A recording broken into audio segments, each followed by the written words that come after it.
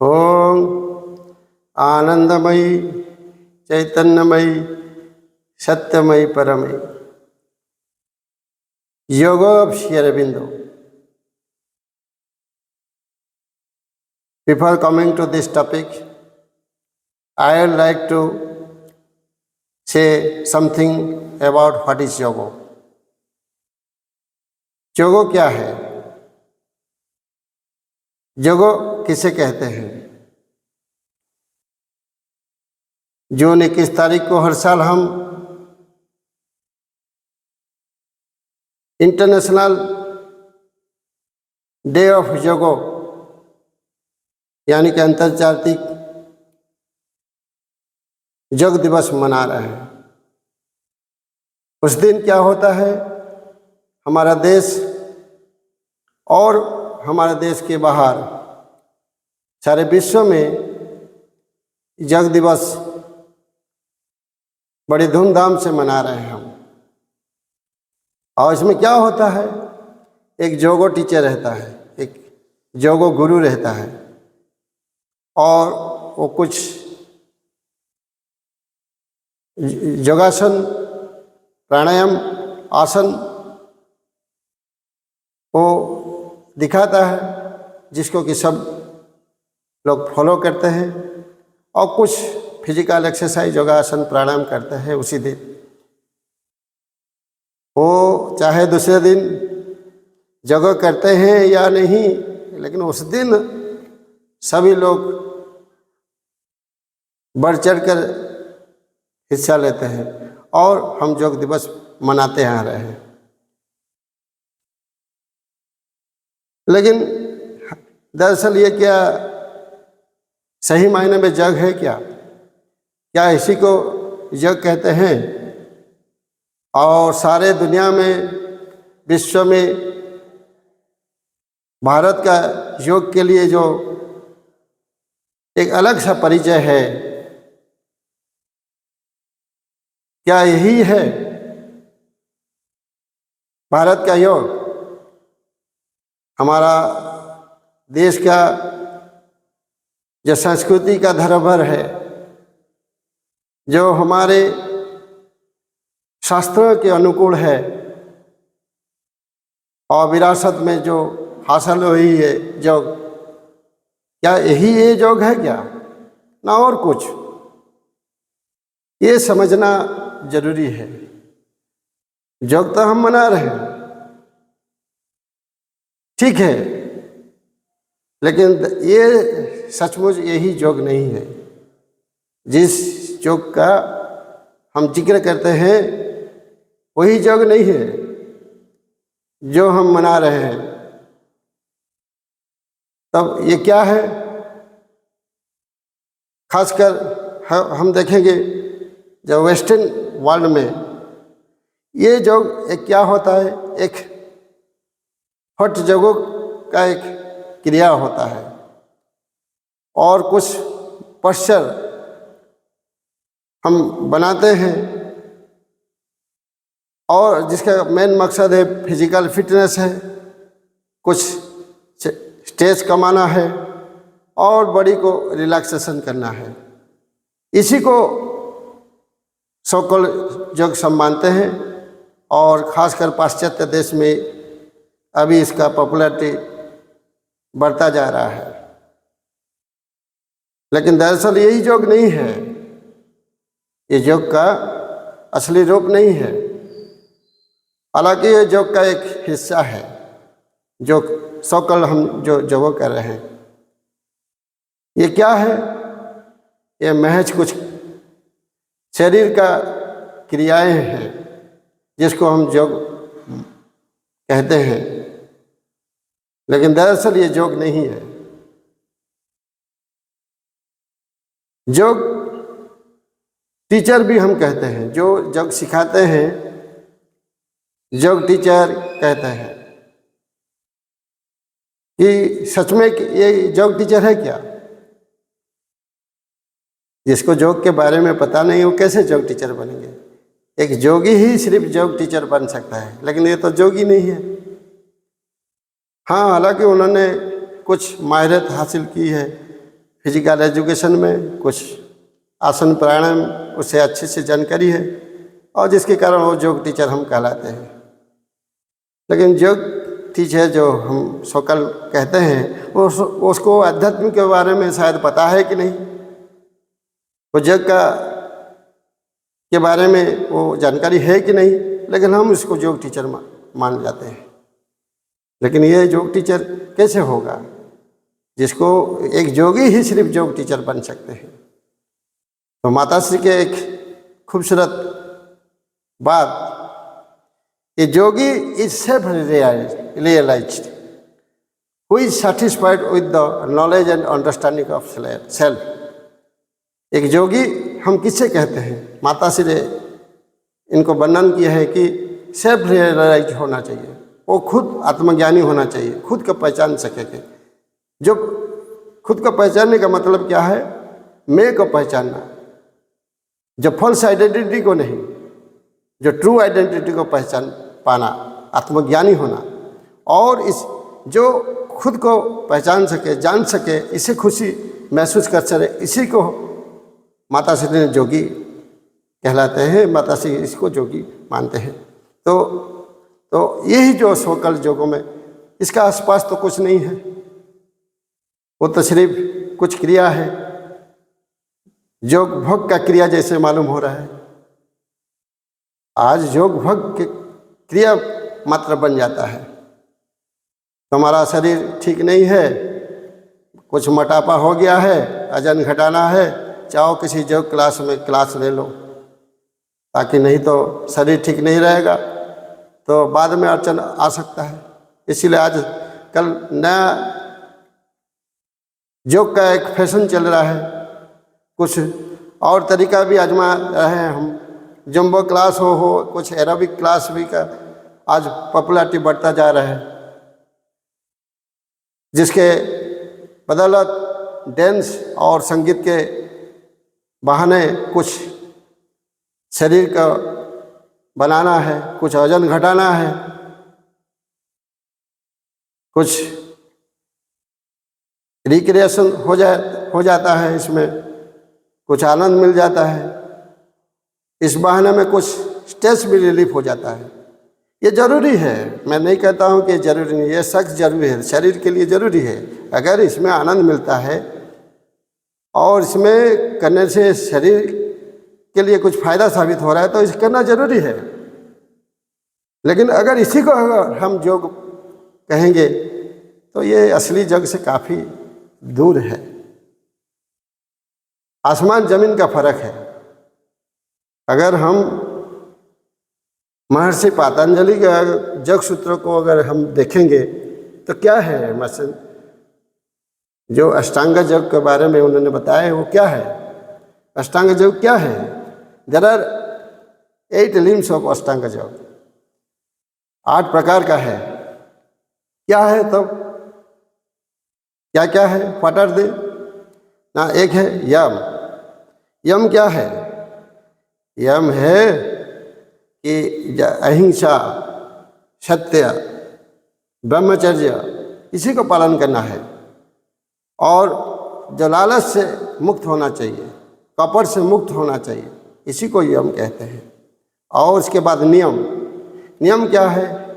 नियम यही है कि मन और शरीर में तरह तरह की गंदगी है उसी को फेंक देना चाहिए, ये फेंक देना चाहिए, इस गंदगी को हटाना चाहिए। और क्या करना चाहिए? मन को भगवान की ओर रुख करना चाहिए, भगवान की ओर, आत्मा की ओर रुख करना चाहिए, खोल देना चाहिए। तो इसे कहते हैं नियम। यम नियम गया। उसके बाद आसन। आसन क्या है? महर्षि पतंजलि ने कुछ पशुओं को, जानवरों को, पक्षियों को, इंसान को उन्होंने बारीकी से देखा, ऑब्जर्वेशन किया, परीक्षण किया बारीकी से और परखा। उसके बाद उन्होंने कुछ प्रकार के आसन बनाए हैं, जिसको कोई वो किसी को भुजंग आसन कहते हैं, शवासन कहते हैं, मैरासन कहते हैं, इसी प्रकार के उसने नाम दिया। तो काफ़ी हद तक अच्छा साबित हो रहा है, फायदामंद साबित हो रहा है। ये है आसन है। और प्राणायाम, उसके बाद प्राणायाम। प्राणायाम क्या है? श्वास प्रश्वास को लेकर कुछ टेक्निक का उन्होंने इस्तेमाल करके वो भी सेहत के लिए उन्हें फ़ायदा साबित हो रहा है, उसका भी ज़रूरी है, उसको प्राणायाम कहते हैं, वैदिक टेक्निक। प्रत्याहार, उसके बाद प्रत्याहार। प्रत्याहार क्या प्रत्याहार होना चाहिए? हम क्या करें? हम अमूमन हम बाहर ज़िंदगी जी रहे हैं। बाहर ज़िंदगी में हम तरह तरह समस्या का सामना करना पड़ता है। तो इसी से हम अंतर्मुखी होना चाहिए, अंतर जीवन में जीना चाहिए। प्रत्याहार और जो भी हम इसके रास्ते में जो भी है, इसी को कंट्रोल करना चाहिए, सेंस को कंट्रोल करना चाहिए कि अपने अंडर में वो कंट्रोल होना चाहिए। प्रत्याहार। धारणा, धारणा किसे कहते हैं?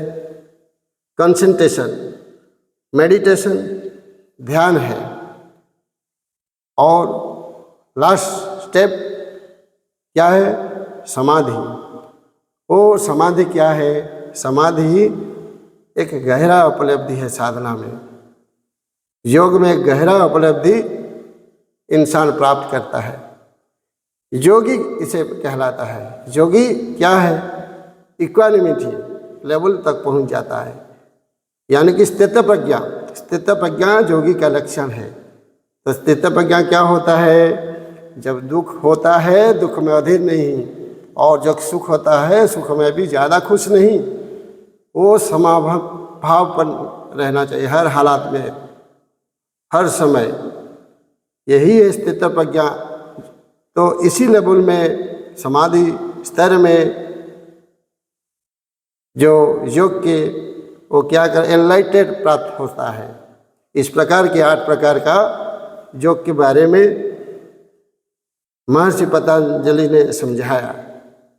लेकिन आजकल के योग जो हम बता रहे हैं वो क्या है? कुछ शरीर के अलावा कुछ नहीं है। मन प्राण आत्मा के बगैर ये योग कैसा हो सकता है? हालांकि ये जरूरी है, शरीर का योग जरूरी है, कौन मना करता है? श्री अरविंद ने ये शरीर के योग को भी काफ़ी अहमियत दी है। उन्होंने तो सावित्री महाकाव्य में एक खूबसूरत लाइन का जिक्र किए हैं। क्या है? Even the body shall remember the God. ये शरीर तक भगवान को याद करेगा। तो शरीर को योग होने से, योग प्रस्तुति होने तो भगवान को याद करेगा। तो शरीर आधार प्रस्तुत होना चाहिए। तो शरीर का योग क्या एक महत्व अंग है योग का। शरीर में तरह तरह का बीमारी है, बीमार मुक्त होना चाहिए। जो डिफॉर्मिटी है, डिफॉर्मिटीज उसी को हटाना चाहिए। शरीर सुंदर होना चाहिए, कर्मठ होना चाहिए, और शरीर काम करने का लायक होना चाहिए। आधार प्रस्तुत होना चाहिए।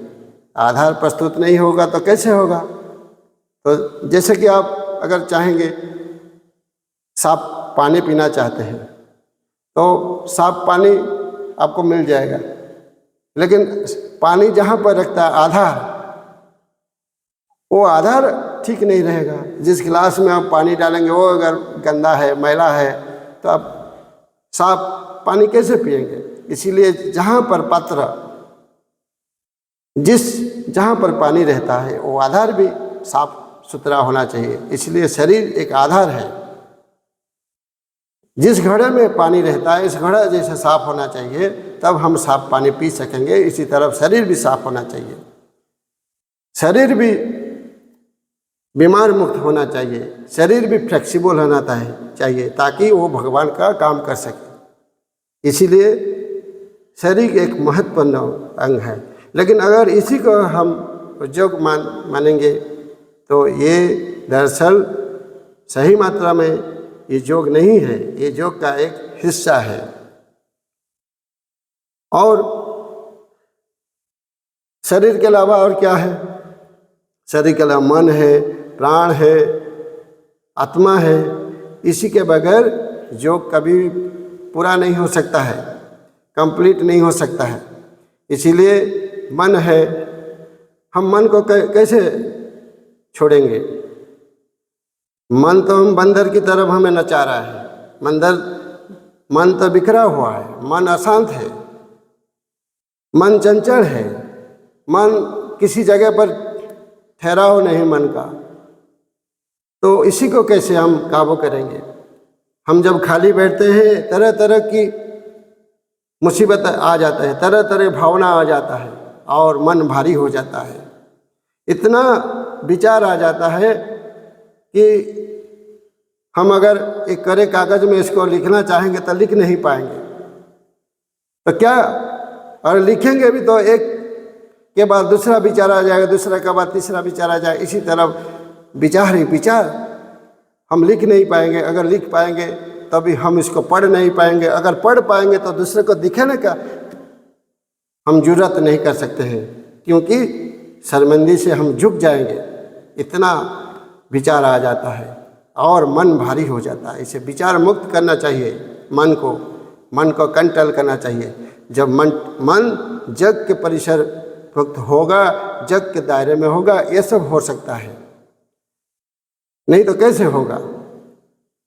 और प्राण, मन जैसे हमको एक बंदर की तरफ नचा रहे हैं, प्राण का भी कुछ, प्राण मतलब वाइटल, वो वाइटल क्या है? तरह तरह का समस्या, अहंकार, जिद, इमोशन, क्रोध, निंदा, तरह तरह डिजायर, ये सब आ रहा है वाइटल के लेवल से। अहंकार, ये सब आ रहा है जिसे हमें आगे बढ़ने नहीं देता है। तो इसीलिए हम क्या बन रहे हैं? ईगो, अहंकार सब जब है, ये वाइटल का, प्राण का हम एक खिलौना बन जाता है। वो खिलौना की तरह हमको खेल रहा है, एक फुटबॉल की तरफ वो हमको इस्तेमाल कर रहा है और हम बेबस हो रहा है। इसीलिए आत्मा का भी ज़रूरत है, प्राण का भी ज़रूरत है, साधना में, योग में शरीर का भी है। हम आत्मा में जीना चाहिए। आत्मा के बगैर योग कैसे हो सकता है? Realization of soul, realization of God, realization of सत्यम शिवम सुंदरम, जो सत्य चित आनंद सच्चिदानंद, इन्हीं को रियलाइजेशन करना चाहिए। तो ये हो सकता है योग में। तो इसीलिए योग क्या है? इसके अलावा योग नहीं हो सकता है। और शरीर सब कुछ है। अगर शरीर को हम सब कुछ मान लेते हैं तो अर्जुन में क्या कमी था? सब कुछ तो अर्जुन में था।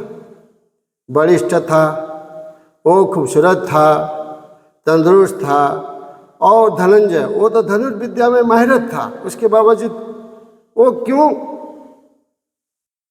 महाभारत युद्ध की लड़ाई में वो पीछे हट गया? क्योंकि भगवान श्री कृष्ण ने भगवत गीता पढ़ाना पड़ा और उसे विश्वरूप को दिखाना पड़ा। इसके बगैर वो कभी नहीं होता, महाभारत युद्ध खत्म नहीं होता।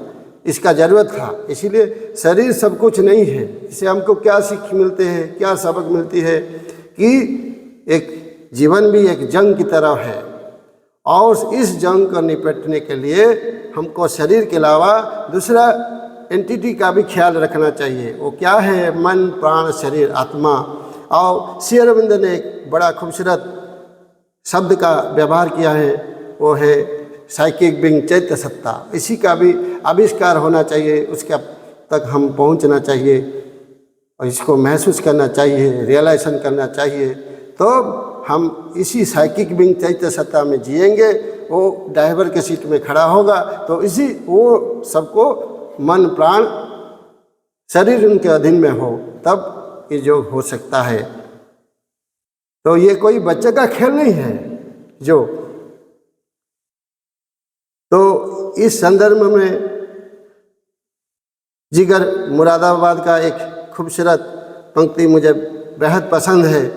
कि ये इश्क नहीं आसान, बस इतना समझ लीजिए ये आग का दरिया है और डूब के जाना है। अगर इसके बदले अगर हम उसको जोक कर देंगे तो क्या होगा, ये जोक नहीं आसान, बस इतना ही समझ लीजिए ये आग का दरिया है और डूब के जाना है। तो इसलिए ये आसान नहीं है जोक। It is not everybody's cup of tea, जोग is not everybody's cup of tea. इसी के लिए मन, प्राण, शरीर, आत्मा, चैत्य सत्ता सभी को हम लेके ये जोग हो सकता है, नहीं तो नहीं हो सकता है। आपका घर में एक खूबसूरत महंगी कार है, इनका बड़ी बहुत अच्छी है, बड़ी अच्छी दिखाई दे रहा है, कोई भी देखता है तो उसे क्या ख्याल आता है, अच्छी कार है, लेकिन उसका इंजन ठीक नहीं है। अगर इंजन ठीक नहीं है तो क्या आगे चल सकेगा क्या? इसीलिए दोनों का ठीक होना जरूरी, बॉडी का भी इंजन का भी। और दोनों ठीक हो जाने से क्या होगा, वो रेसिंग कार तक हो सकता है और रेसिंग कार में वो इस्तेमाल का लायक हो सकता है। इसी तरह ये शरीर, मन, प्राण सभी को लेके हम ये योग होगा, इसके अलावा ये कभी योग नहीं हो सकता है। तो इस रास्ते में क्या होता है, इस रास्ते में, ये योग के रास्ते में अहंकार आ जाता है, ईगो आ जाता है, इसमें आ जाता है।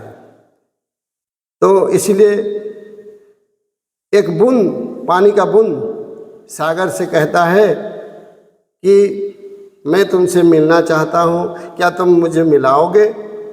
तो सागर बूंद से कहती है, हाँ मुझे तो तुम्हें मिलाने में कोई एतराज़ नहीं है, क्योंकि मैं तो इस बूंद से सागर बना हूँ और तुम्हें मिलने में तो मुझे खुशी महसूस होगी, मुझे कोई एतराज़ नहीं है। क्या तुम सच में मुझ में मिलना चाहते हो? क्या सच में तुम मुझ में सम्मा होना चाहते हो? अगर तुम मुझ में समाहित होना चाहते हो, मुझे मिलना चाहते हो, ठीक है, लेकिन एक बात जरूर भूलना मत, तुम निष्णाभूत हो जाओगे, तुम्हारा बहुजित मिट जाएगा। क्या इसके बावजूद भी तुम राजी हो क्या? तो बूंद कहती है सागर से, हाँ मैं तो बेताब हूँ, मैं तो मिलने के लिए तरस रहा हूँ, चाहे अंजाम जो भी हो ना क्यों। और जब बूंद सागर से मिल जाता है तो बूंद बूंद होकर रहता नहीं, वो सागर में मिल जाता है, सागर बन जाता है, इसका वजूद मिट जाता है। इसे कहते हैं संयोग, इसे कहते हैं योग। तो इसीलिए ये जो इट इज ए यूनियन है। योग का मतलब क्या है? संयोग, union. It is A union between the finite and infinite. तो इसीलिए जो सीमित चेतना है, जो चेतना, मानव चेतना, वो भगवत चेतना में विलीन हो जाएगा। तो इसीलिए शरीर, चाहे शरीर हो, मन हो, प्राण हो, सभी को साथ में लेकर जाना पड़ेगा। माता श्री ने इस संदर्भ में बड़ी महत्वपूर्ण बात बताया है। The storm is only on the surface of the sea, in the depth all is quite.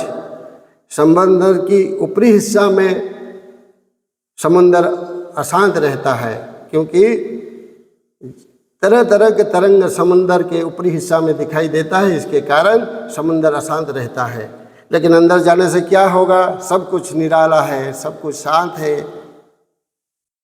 तो इसका मतलब साफ है। हम क्या करते हैं, आमतौर पर हम बाहर जिंदगी में जीवन जी रहे हैं, और इसके कारण क्या होता है, हम ये जो ज़िंदगी जीवन में जी रहे हैं, बाहर जीवन में तरह तरह के मुसीबत का सामना करना पड़ता है। इसमें दुख है, सुख है, सब कुछ का सामना करना पड़ता है। अगर इस दुख से अगर मुक्ति, आनंद मिलने का हम चाहते हैं और शांति मिलना चाहते हैं, तो क्या करना पड़ेगा? हमको अंदर जाना पड़ेगा। अंदर कहाँ? अंतर जीवन जीना पड़ेगा। तो बाहर जीवन से हमें अंतर्मुखी होना पड़ेगा। तो इसी को कहते हैं योग। जो बाहर जीवन से अंतर्मुखी होना ही योग, यही योग। तो क्या करना पड़ेगा? इसलिए मन, प्राण, शरीर, आत्मा सबका